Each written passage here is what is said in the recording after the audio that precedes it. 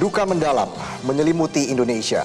131 orang tewas usai pertandingan sepak bola Arema FC menghadapi Persebaya Surabaya di Stadion Kanjuruhan, Malang, Jawa Timur. Tragedi Kanjuruhan mencetak sejarah kelam, kisah tragis dan traumatis bagi dunia sepak bola. Mengapa hal tersebut bisa terjadi? Bagaimana agar kekerasan tak lagi menodai sepak bola Indonesia? Dan mampukah semua pihak berkomitmen untuk jujur dan berbenah diri demi terwujudnya sepak bola Indonesia yang damai?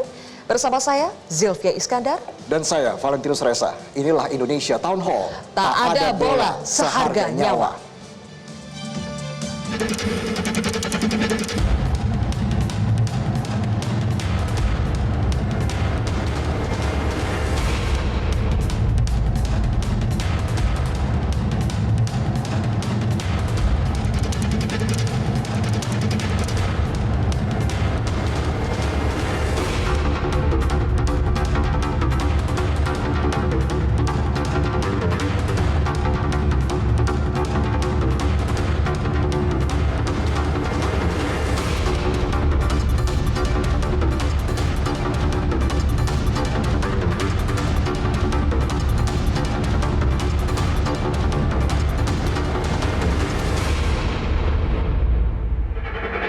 Gelar dan alat bukti permulaan yang cukup, maka ditetapkan saat ini 6 tersangka sebagai berikut. Yang pertama, Saudara Insinyur AHL, Direktur Utama PT LIB, bertanggung jawab untuk memastikan setiap stadion memiliki sertifikasi layak fungsi. Namun pada saat menunjuk Stadion LIB, persyaratan layak fungsinya belum dicukupi dan menggunakan hasil verifikasi tahun 2020. Saudara AH, Ketua Panitia Pelaksana Pertandingan. Kemudian yang ketiga, Saudara SS, selaku Security Officer. Kemudian Saudara Wahyu SS, Kabak Polres Malang. Kemudian Saudara H dan ketiga Yon Brimopolda Jatim. Yang bersangkutan memerintahkan anggotanya untuk melakukan penembakan gas air mata. Saudara BSA, Kasat Samapta Polres Malang. Pemirsa, untuk pembahasnya sudah hadir sejumlah narasumber di Grand Studio Metro TV. Yang pertama adalah Menteri Pemuda dan Olahraga Zainuddin Amali yang akan segera bergabung bersama kami di studio. Kemudian ada Komisioner Kompolnas Bapak Puji Hartanto. Berikutnya ada Ketua Tim Investigasi PSSI Bapak Ahmad Riyad. Selanjutnya Ketua The Jackmania Diki Sumarno yang akan juga bergabung. Kemudian pengamat sepak bola Tommy Welly. Dan dari luar studio ada anggota Tim Independen Pencari Fakta TGIPF, Bung Anton Sanjoyo, Korwil Aremania Bantur Slamet Sanjoko, dan juga korban Kanjuruhan yang selamat yaitu Aldiansyah. Selamat malam Bapak-Bapak, terima kasih sudah hadir di Indonesia Town Hall pada malam hari ini. Kita akan langsung tanya ke Bung Joy. Bung Joy, baru saja Polri menetapkan 6 tersangka terkait dengan tragedi Kanjuruhan ini. Apa respon TGIPF, Bung Joy? Ya, saya sendiri masih berada di Jakarta. Memang harusnya sudah ada tim yang sudah berada di Malang. Tapi memang saya baru bisa berangkat besok pagi. Dan ya kami belum bisa merespon banyak karena memang yang ada di sana setelah pembentukan tim kan baru Pak Doni, kemudian hari ini menyusul sejumlah tim dari Surabaya yang sudah bertemu juga dengan banyak sekali pihak sebetulnya di Malang, terutama pihak rumah sakit dan pihak korban yang masih dirawat di rumah sakit. Jadi dan pihak keamanan juga hari ini tim investigasi sudah bertemu dengan banyak pihak. Tapi kalau dibilang respons secara organisasi memang belum ada ya. Maksudnya respon secara organisasi, tapi memang ada di WAK kami sudah berkomunikasi terus di WAK internal. Baik. Jadi kami pantau terus apa yang terjadi di Malang dan pengumuman Kapolri juga. Oke. Bung Joy, tapi dengan adanya penetapan tersangka dari Polri, apakah ini akan jauh mempermudah kinerja dari TGIPF?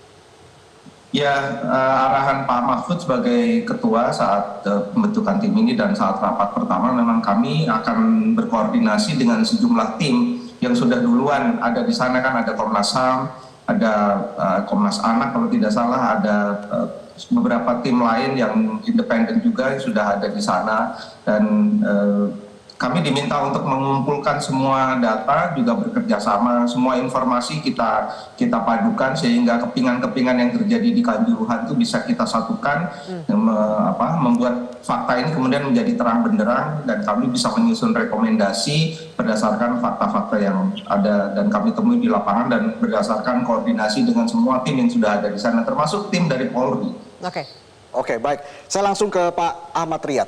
Pak Ahmad, bagaimana respon Anda ketika mengetahui Direktur Utama LIB ditetapkan sebagai tersangka? Ya, kita menghormati apa yang sudah diselidiki polisi karena memang mulai awal Direktur LIB sudah dipanggil, mulai pemeriksaan penyelidikan, ditingkatkan penyidikan kita sudah mengetahui. Cuma yang kita sidang saat itu di Komdis yang kita umumkan hari Selasa, itu PT LIB tidak termasuk yang dikenai sanksi dalam pelanggaran kode disiplin, itu masuk kepada Panpel dan Security Officer termasuk tim Arema. Nah, ini juga mengagetkan bagi kita sampai menjangkau kepada PT LIB. Namun demikian kita menghormati proses penyidikan polisi ini untuk membuat terang dan mencari kebenaran dalam kasus ini. Ya, kenapa waktu itu PT LIB bisa lolos dari tim investigasi PSSI, Pak? Karena kita melihatnya kan dari kesalahan yang sudah diatur oleh kode disiplin dan oleh peraturan di kode security kita jelas, dan safety dan security jelas ditulis di situ bahwa Panpel membebaskan PSSI dari segala tuntutan hukum baik pidana maupun perdata atas kerusuhan, atas kerusakan yang timbul dari pelaksanaan kegiatan tersebut.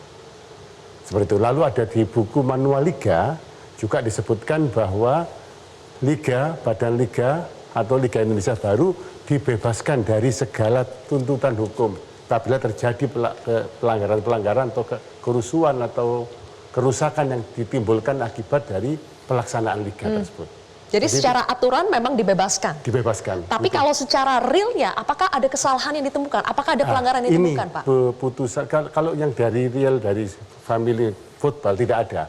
Tapi kalau dari hukum positif, kita harus menghormati penyidikan polisi sampai di jauh mana. Nanti kita buktikan nanti di pengadilan pada akhirnya apakah yang dituduhkan kepada PT LIB ini, dituduhkan kepada Panpel, yang dituduhkan pada security officer itu memang terbukti. Kita harus menyatakan dulu asas praduga tak bersalah harus kita junjung tinggi, bahwa siapapun dianggap tidak bersalah sampai nanti ada putusan pengadilan yang menyatakan dia bersalah. Oke, baik. Dan kita juga akan mengundang untuk naik ke atas panggung Ketua The Jackmania, Diki Sumarno. Silakan Mas Diki untuk naik ke atas panggung, boleh tepuk tangannya. Baik. Selamat malam Mas Diki, apa kabar? Baik, alhamdulillah. Oke, baik. Bapak-bapak, kita lanjutkan kembali, masih menyambung ya ke Pak Riyad dulu. Pak Riyad, di sini dikatakan bahwa Ahmad Hadian Lukita yang menjabat sebagai Direktur LIB bertanggung jawab terhadap tiap stadion untuk memiliki sertifikat layak fungsi. Tapi saat menunjuk Stadion Kanjuruhan ternyata persyaratan belum tercukupi. Bagaimana mungkin ini bisa terjadi, Pak Riyad? Apa pengawasan yang diberikan PSSI kepada PT LIB? Ya, PT LIB tiap tahun sekali mengadakan RUPS untuk bertanggungjawabkan kepada pemegang saham. Pemegang sahamnya PT LIB itu adalah PSSI dan klub Liga 1. Jadi perlu diketahui bahwa PT LIB itu adalah badan hukum yang didirikan oleh PSSI, pemegang sahamnya PSSI dan seluruh liga termasuk Arema mempunyai saham di PT LIB. Sehingga untuk verifikasi stadion, ya, dari hasil penelitian kan terakhir dilakukan tahun 2000 ternyata. Setelah tahun 2000. Sudah lama sekali Pak, 22 tahun yang lalu itu. 2020 kalau 2020 ya. 2 tahun yang lalu. Iya. Itu lalu ada Piala Menpora, dilanjutkan dengan kegiatan-kegiatan terus di Kanjuruhan sampai adanya Liga 1 BRI yang sekarang ini. Tapi Pak Ahmad, tadi kalau kita lihat keterangan juga dari TGIPF begitu kan, bagaimana Ketua Umum atau Direktur Utama LIB ini juga mengatakan atau ditetapkan tersangka oleh Polri ini disebut karena belum ada verifikasi terkait dengan Stadion Kanjuruhan, begitu Pak Riyad. Bagaimana Anda menanggapi ini? Ada verifikasi sudah mungkin dianggap oleh penyidik sudah kadaluarsa. Nah, mungkin nanti akan diteliti lebih lanjut karena itu akan temuan, kita tidak mau mencampuri ke sana sebetulnya temuan yang segi hukum positif kita. Saya di sini di investigasi ini untuk konsumtif daripada Komisi Disiplin dalam menjatuhkan putusan. Dan kalau itu kan masih proses sekarang. Masih proses yang perlu pembuktian lebih lanjut. Terlalu dini kalau sekarang kita sudah menilai siapa salah, siapa benar. Forum ini saya kira bukan untuk menilai, memutuskan, menjustis, apalagi siapa yang salah. Sekarang terlalu dini kita mencampuri penyidikannya polisi. Sekarang hal itu sudah disidik polisi, lah kita kalau punya bukti, punya apa, ya marilah kita serahkan kepada polisi, bukti itu membantu penyidikan. Oke. Itu yang utama. Kalau disebut terlalu dini, tapi kita bisa mengapresiasi bagaimana kepolisian bekerja dengan cepat ya. Karena 5 hari sudah ada penetapan tersangka. Kembali lagi ke Bung Joy, kalau kita lihat komposisi 6 tersangka ini ada dari LIB, kemudian dari Panpolnya, security officer Arema, sampai 3 anggota kepolisian pun ditetapkan sebagai tersangka. Apakah menurut TGIPF setidaknya ini sudah on the right track kinerja dari kepolisian yang bisa menjadi acuan juga bagi TGIPF? Ya, saya belum berkoordinasi dengan TGIPF ya soal penetapan tersangka ini. Belum ada komunikasi yang intens mengenai 6 tersangka ini. Tapi memang dari brainstorming kita di rapat pertama, memang titik-titik kritis yang kami identifikasi ini memang berasal dari titik di mana ada security officer di sana. Jadi ketika sejumlah penonton masuk kemudian coba dihalau oleh security officer itu, kita melihat titik kritisnya di mana sampai kemudian ada pelepasan gas air mata itu. Jadi memang kalau misalnya tersangka ini dijatuhkan berdasarkan titik kritis itu ya sesuai dengan perkiraan kami di awal. Lalu kemudian kalau bicara soal PT LIB, selain sebetulnya juga soal kelayakan stadion, menurut kami juga ada satu hal misalnya dalam soal permohonan pemindahan jam laga yang dari malam menuju ke siang atau sore dari kepolisian Malang. Dan itu yang ditolak oleh PT LIB dan dokumennya jelas. Tadinya dokumen itu masih akan diverifikasi, tapi ternyata menurut polisi, menurut saya, polisi menyatakan bahwa itu barangkali sudah valid. Jadi selain juga kelayakan stadion, saya tidak tahu persis apa soalnya dengan PT LIB, tapi ada kemungkinan kalau menurut tim dalam diskusi kami, ada kemungkinan juga soal penetapan jam main yang tetap di pukul 20, padahal sudah ada informasi intelijen tentang kemungkinan adanya kerusuhan di dalam pertandingan tersebut. Oke, baik. Saya ke Bung Toel. Ya. Bung Toel, kalau tadi disebutkan oleh Bung Joy ya, dalam hal ini selaku anggota dari TGIPF begitu, ini ada perubahan jam pertandingan malam ke sore begitu. Sebenarnya rekomendasinya kan sudah harusnya dari Polri pindah ke sore. Nah ini hal yang wajar atau seperti apa nih? Apakah ini memang sudah menjadi rutinitas atau kebiasaan yang terjadi di Liga Indonesia untuk hak siar atau seperti apa? Ya itu bagian yang harus diinvestigasi. Tapi sebelum ke sana, sebetulnya saya mau mengomentari tadi bagian pertama karena belum tuntas. Saya soal hukum positif oke lah, itu satu sisi. Tapi karena saya insan bola, pengamat sepak bola, saya mau bicara soal hukum sepak bola. Kemarin waktu Komdis memutuskan hasil investigasi hanya Panpel, saya menduga jangan-jangan ini hanya ingin melokalisir yang salah di Panpel saja. Walaupun hari ini kita lihat jumpa pers dari hukum positif Direktur RIB. Maksudnya melokalisir apa tuh Bung Toel? Jadi hanya Panpel aja yang dianggap bersalah.